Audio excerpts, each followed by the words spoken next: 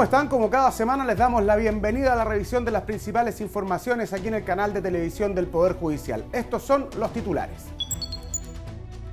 Justicia ordena indemnización a hijos de hombre que murió de un infarto tras trabajar 3 meses sin días de descanso. Hasta el 7 de diciembre se encuentra abierta a público una muestra de 26 grabados de Pablo Picasso en el Palacio de Tribunales. 14 coros desde Arica hasta Coyhaique participaron en el 5º encuentro de coros judiciales desarrollado en Valparaíso. La información personal de 57 millones de usuarios y conductores de Uber de todo el mundo fue robada por 2 piratas cibernéticos. La empresa pagó $100.000 para que borraran la información y guardaran silencio, pese a tener la obligación legal de informar a las autoridades. Si en Chile una empresa sufriera un ataque informático similar, no existe ninguna ley que la obligue siquiera a informar lo ocurrido. Uber encubrió una filtración de datos que el año 2016 afectó a 50 millones de pasajeros y 7 millones de conductores.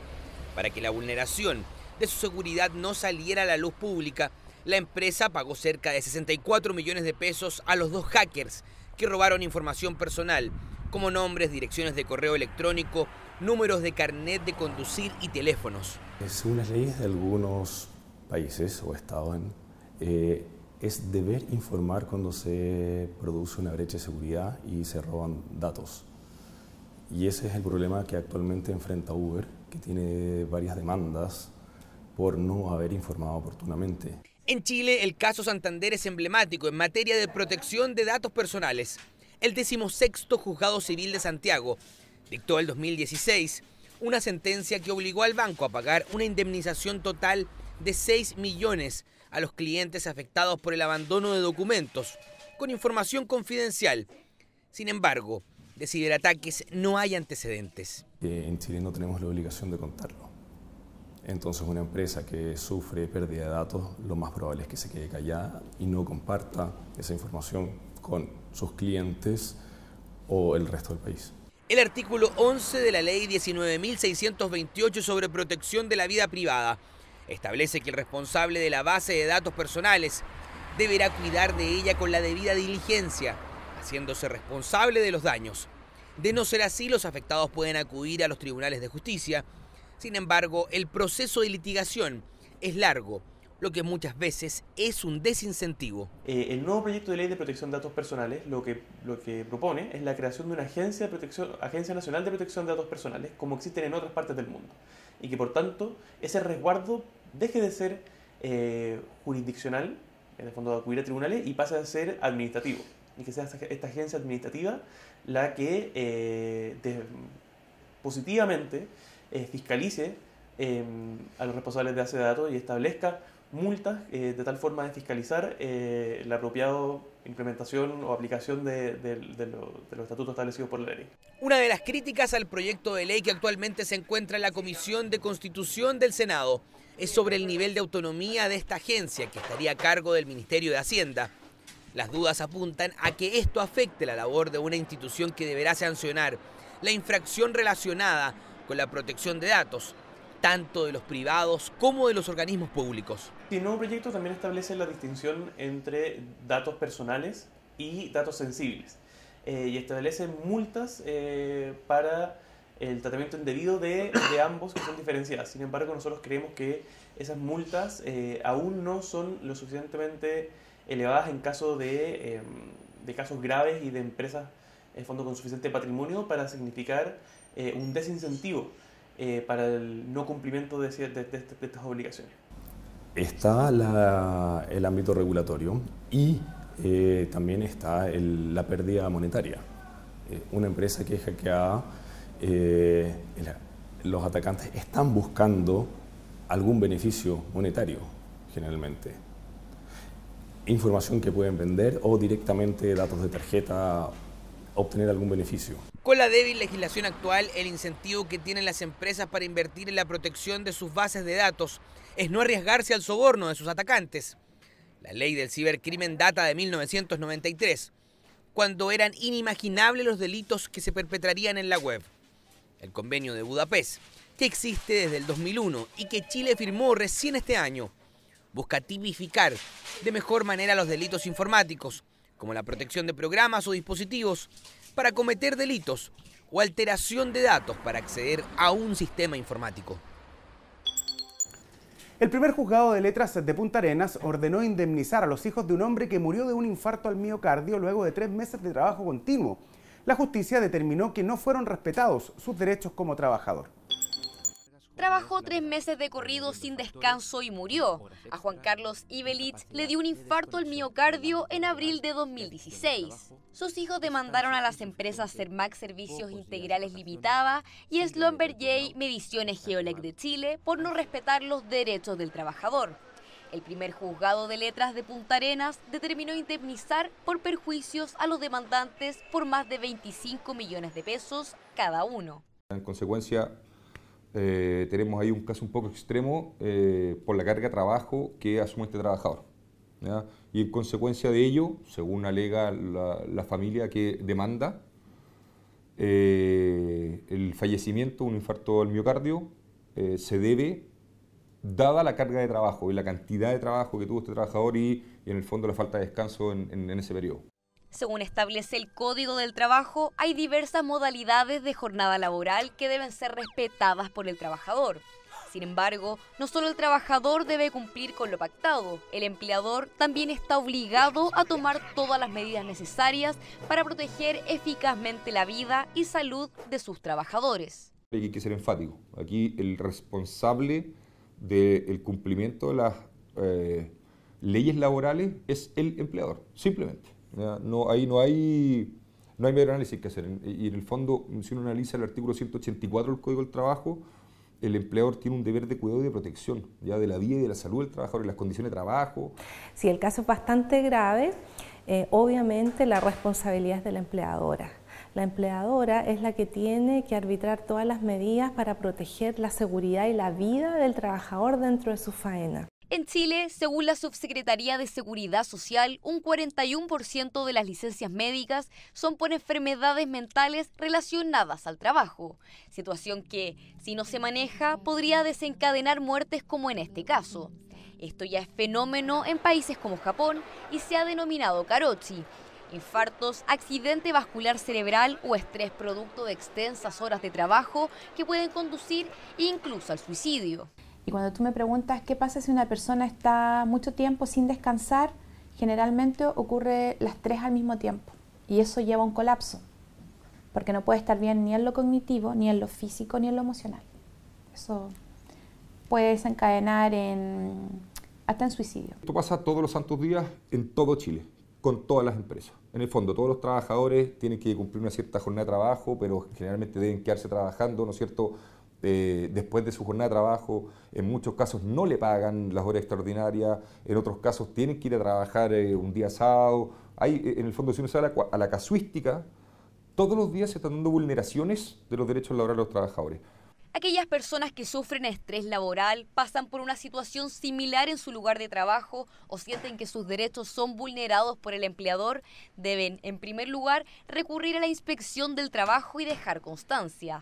Además, la denuncia se puede hacer de manera anónima y no tiene que ser presencial. El 21 de julio del año 2002, la vida de Gladys Falk cambió para siempre. Una piedra lanzada desde una pasarela destruyó el parabrisas del vehículo donde iba en el asiento del copiloto junto a su hijo, impactando de lleno en su cara.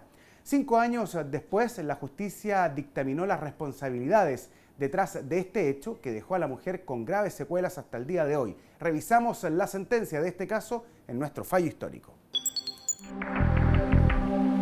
El 21 de julio de 2002, aproximadamente a las 13:30 horas, transitaban en su automóvil por la Ruta 5. Gladys Falk, su marido Manuel Contreras y el hijo de ambos, con dirección al sur. Gladys, de 27 años, iba en el asiento del copiloto con su hijo en brazos. Segundos después, su destino quedaría marcado para siempre.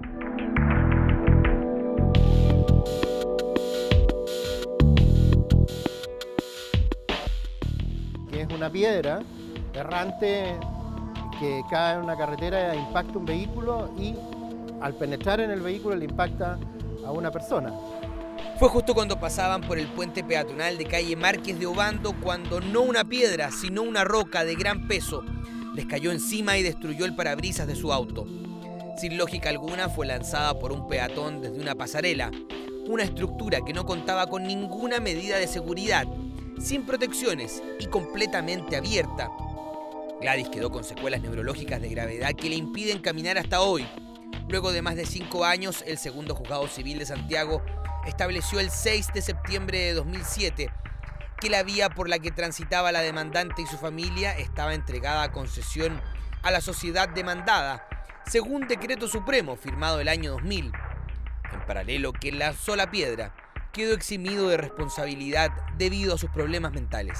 El fallo es un fallo que genera responsabilidad civil de una concesionaria por no haber mantenido, conservado y generado, ¿no es cierto?, los mecanismos de resguardos conforme a la ley de concesiones respecto de un daño que se produce por una persona inimputable, una persona demente que había lanzado un proyectil sobre una familia que iba manejando un vehículo en una carretera concesionada.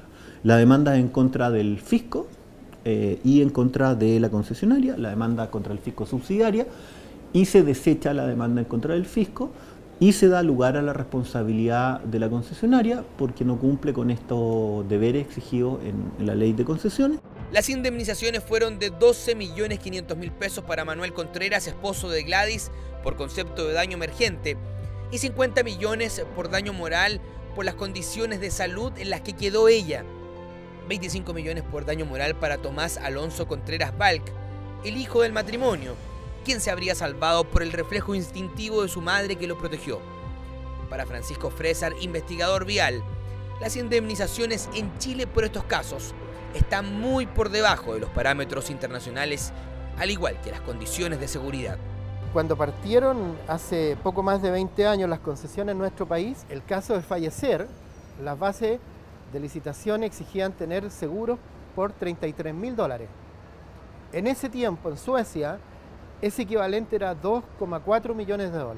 Cifra muy distinta a los 87 millones de pesos que recibió Gladys, quien vive al cuidado de su madre y quien recién el año 2012 retomó el contacto con su hijo, a quien tuvo que dejar de ver por 5 años. En la actualidad recibe una pensión mensual de 400.000 pesos que su marido debe otorgarle tras su separación. Te quiero mucho, hijo, y espero que sigas creciendo así como vas. Hasta el Palacio de Tribunales llegó la famosa exposición de grabados de Pablo Picasso, El entierro del conde de Orgaz y la flauta doble. El presidente de la Corte Suprema, el ministro Hugo Dolmetsch, inauguró esta muestra traída a Chile por la Fundación Universitaria Iberoamericana. Las obras han sido exhibidas con gran éxito en distintos países de Europa y América. Culpable de ser un genio de la pintura. 26 grabados originales de Pablo Picasso componen la muestra traída a Chile por la Fundación Universitaria Iberoamericana, que desde el 27 de noviembre y hasta el 7 de diciembre se exhibe en el Palacio de Tribunales. Se trata de 2 colecciones, la flauta doble y el entierro del conde de Orgaz. Para esta última, el artista español se basó en la famosa obra de El Greco con el mismo nombre. Pablo Picasso quiere tomar esta obra en la etapa final de su vida y cambiar el prisma e invitar tanto a los espectadores, nosotros que vemos la obra, como a quienes rodeaban al conde, no ver su muerte, sino que ver cómo el conde desata algunas de sus pasiones en diferentes escenarios. La flauta doble, en tanto, contiene una selección de obras de 1932 y 1955. La flauta doble es un poco más figurativa, es un grabado más figurativo, que pretende invitar a revisar algunos de los fetiches de Pablo Picasso, el minotauro, las ninfas y algunos seres primitivos, ya sea de la naturaleza, en distintas connotaciones o en distintas interacciones de carácter sexual. La técnica del grabado se basa en generar una matriz, que es una especie de imagen madre, por decirlo así, que se va plasmando en distintos papeles y se generan muchas copias de una serie de grabados de esta matriz. En este caso, todas las copias son la número 50, son grabados originales 100%. Un Picasso menos cubista y más surrealista es el que se ve en esta exposición abierta al público de manera gratuita. Los artistas tienen una forma de adelantarse a la realidad y mostrárnosla de una manera que con el tiempo vamos, la mayoría, lo común, descubriendo. Aún así, genios como Picasso nos siguen dando tareas, no obstante los años transcurridos. Me parece bien que tribunales se preste para recoger arte y que no pongan problemas, digamos, en la entrada para cualquiera. Lo encuentro valorable. Interesante, porque hay cuadros muy naturales de personas, como otros como muy locos, por decirlo, como que representa ambas partes de la personalidad del artista. En la ceremonia inaugural, el presidente de la Corte Suprema, Hugo Tolmech, invitó a visitar la exposición que forma parte de las actividades de extensión que lleva adelante el Poder Judicial. Que es un lujo para el Chile. ¿Cuántas personas de nuestro país, porcentualmente deben ser muy pocas, que hayan tenido la oportunidad de ver en directo obras de Pablo Picasso, porque hay que ir a Europa o a los grandes museos del mundo para verlo, y nosotros aquí lo vemos a 1 metro de distancia, sin que nadie nos moleste y sin que nadie nos cobre un peso. Una exposición imperdible que hasta el 7 de diciembre estará en el hall central del Palacio de Tribunales, en calle Compañía 1140, entre las 8 y las 14 horas. Intervenciones urbanas y la presentación de cada uno de los coros marcaron el 5º encuentro de coros judiciales en Valparaíso. 14 grupos, desde Arica a Coyhaique, se presentaron en distintos lugares del puerto principal, mostrando el lado cultural del Poder Judicial. Puro Chile es tu cielo azulado, puras brisas te cruzan también.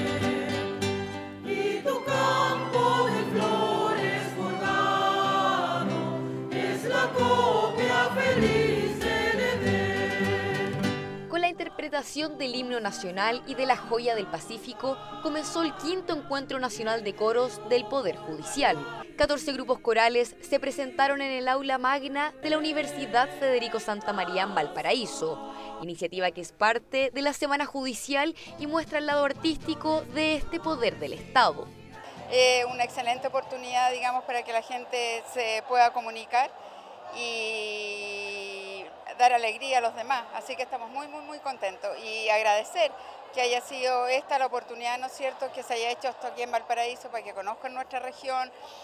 Muy bonito, primero saber de que hay un nuevo encuentro de coros, segundo aquí en la ciudad de Valparaíso, ¿ya?, que tiene tantas particularidades, pero lo más importante es que este encuentro de coros permite unir a todo lo que son la familia del Poder Judicial en forma transversal y conocernos en otro ambiente. Las actividades de este 5º encuentro de coros comenzaron en la Corte de Apelaciones de Valparaíso con discursos de bienvenida, una presentación y la foto oficial. Amaneciendo Pomaire.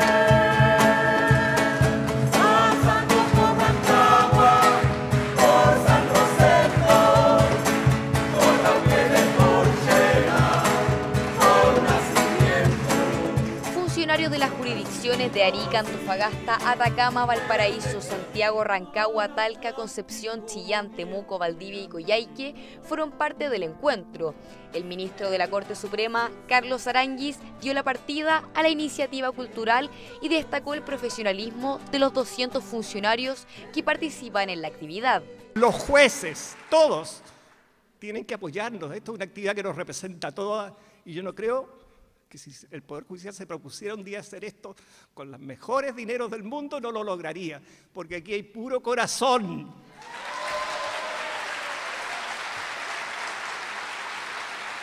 Ha sido un trabajo bien arduo, un compromiso constante de los participantes y bueno, y aquí estamos hoy día ya preparados, listos, contentos y ansiosos de llegar al aula magna y presentar el trabajo que hemos preparado con tanto cariño.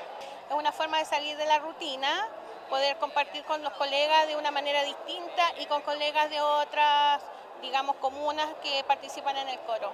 Es un compartir y un desestresarse de la actividad diaria. Los porteños transeúntes también recibieron arte, alegría y música. Los coros del Poder Judicial realizaron 3 intervenciones urbanas en los principales espacios turísticos como el Paseo 21 de Mayo, Muelle Prat y Plaza de la Victoria. El encuentro terminó con la entrega de reconocimientos a las agrupaciones corales que participaron en la iniciativa cultural del Poder Judicial y además se anunció que el próximo encuentro de coros se realizará en Coyhaique en el 2018.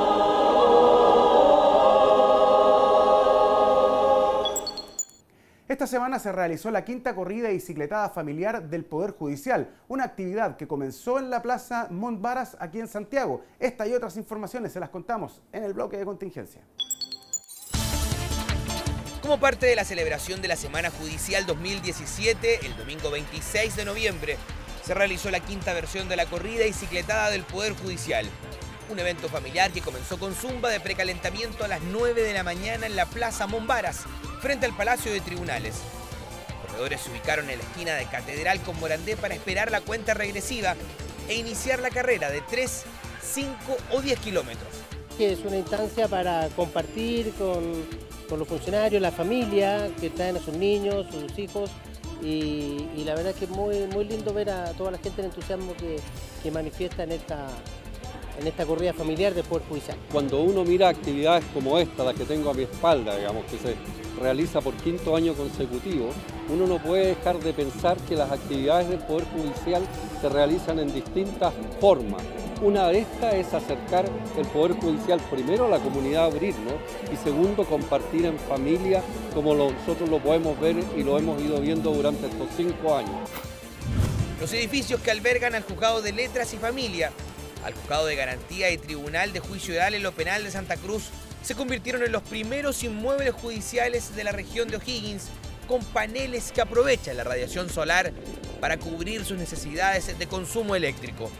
Esto gracias al programa Techos Solares Públicos del Ministerio de Energía. El presidente de la Corte de Apelaciones de Rancagua, Marcelo Vázquez, junto a la subsecretaria de Energía, Jimena Jara, fueron parte de la inauguración del sistema fotovoltaico instalado en los edificios judiciales. El programa de techos solares públicos que tiene por objeto, ¿no es cierto?, incorporar con energías renovables en todos los edificios públicos, ojalá a nivel nacional, y a partir de eso nos ponemos en contacto con el Poder Judicial para iniciar estos trabajos que hoy día estamos viendo cumplidos aquí en Santa Cruz especialmente. Lo positivo que significa la infraestructura de los tribunales el implementar este sistema de captación solar con el objeto de ahorrar energías y de ponernos a la par con los tiempos contemporáneos en cuanto a la construcción de nuevos edificios con este sistema más moderno de captación de energía. Nosotros como tribunal estamos tremendamente agradecidos y orgullosos de haber sido seleccionados por el Ministerio de Energía para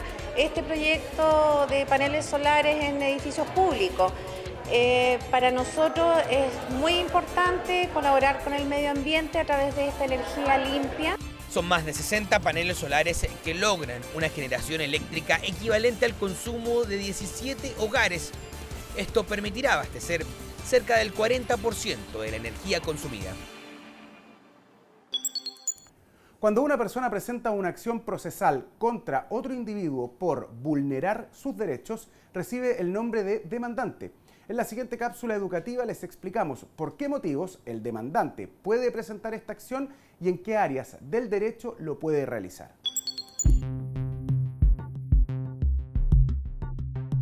Un demandante es una persona que toma la iniciativa en un proceso judicial y presenta una acción procesal contra otra persona que habría transgredido sus derechos. Este sujeto activo expone frente al juez diversos hechos y solicita que se le reconozca el derecho que fue supuestamente vulnerado por el demandado. El demandante puede realizar esta acción solo en temas laborales, civiles y de familia. En el caso de una demanda laboral, una persona puede presentar esta acción por un despido injustificado. En materia civil, una persona puede demandar, por ejemplo, por daños y perjuicios causados por el demandado. Y finalmente, en materia de familia, se puede demandar por pensión alimenticia. ¿Acaso es acoso? Es el eslogan de la campaña que el Poder Judicial lanzó con el fin de informar y prevenir el acoso sexual.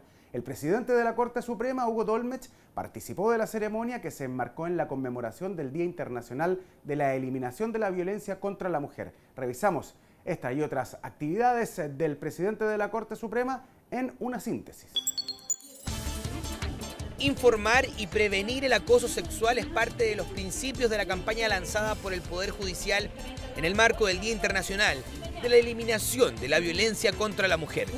El hall central del Palacio de Tribunales fue el escenario para la ceremonia encabezada por el presidente de la Corte Suprema, Hugo Dolmetsch, la ministra del Ministerio de la Mujer y Equidad de Género, Claudia Pascual, y la ministra encargada de Asuntos de Género del Máximo Tribunal, Andrea Muñoz. Nosotros hemos establecido y creado este departamento especial dentro de la Corte Suprema como una demostración de que estamos preocupados por este problema. Ahora, yo en lo personal creo que es muy bueno que se inicie esta campaña, que la gente pueda tener conciencia de que hay cosas que nos parecen muchas veces que son meros atenciones y pudieran tener otra connotación. Por su parte, la ministra Andrea Muñoz, encargada de la Secretaría de Igualdad de Género y No Discriminación de la Corte Suprema, aseguró que el acoso sexual es una amenaza que afecta a la salud física y psíquica, limita las proyecciones en el trabajo y crea un ambiente laboral hostil. Es una campaña que lo que busca es visibilizar, sensibilizar, poner el tema del acoso sexual en las conversaciones dentro de la organización, de manera que la gente se dé cuenta, perciba qué prácticas son acoso sexual, cuáles no, eventualmente, cuáles son los límites de ciertas conductas y de alguna manera que en estas conversaciones y en esta instancia aparezca claro el mensaje de que el Poder Judicial no va a tolerar conductas de acoso. En primer lugar, abordará y permitirá tener un mejor clima de trabajo, pero en segundo lugar también nos veremos beneficiados ciudadanos y ciudadanas, porque esa sensibilización redundará también en una no tolerancia de la violencia y del acoso sexual hacia las mujeres en distintas causas que puedan llegar las mujeres a buscar la justicia y la reparación. La campaña consta de lienzos colgantes con gráficas y mensajes, un video que busca sensibilizar a las personas además de afiches y folletos que de forma directa permiten que quienes trabajan en el Poder Judicial detecten conductas abusivas. Caroline Serafín, supervisora de Obras Públicas de la Unidad de Construcción para Viviendas y Edificios Públicos de la República de Haití, fue recibida por el presidente de la Corte Suprema, ministro Hugo Dolmetsch. Ya que yo estaba acá con el MOP, Ministerio de Obras Públicas, para evaluaciones, un curso sobre evaluaciones de edificaciones post-desastre. Entonces se aprovechó de mi visita para encontrar el presidente de la Corte Suprema para hablar un poco de la reconstrucción en Haití, de los edificios de justicia. Durante su visita a nuestro país, Caroline aseguró que recopiló información de los protocolos y experiencias sísmicas en Chile para poner en práctica en Haití a la hora de autorizar nuevas construcciones y así estar preparados para este tipo de contingencias. Hasta acá la revisión de las noticias. Nos despedimos invitándolos a que revisen nuestras plataformas digitales del Poder Judicial, además de nuestro sitio web www.poderjudicialtv.cl.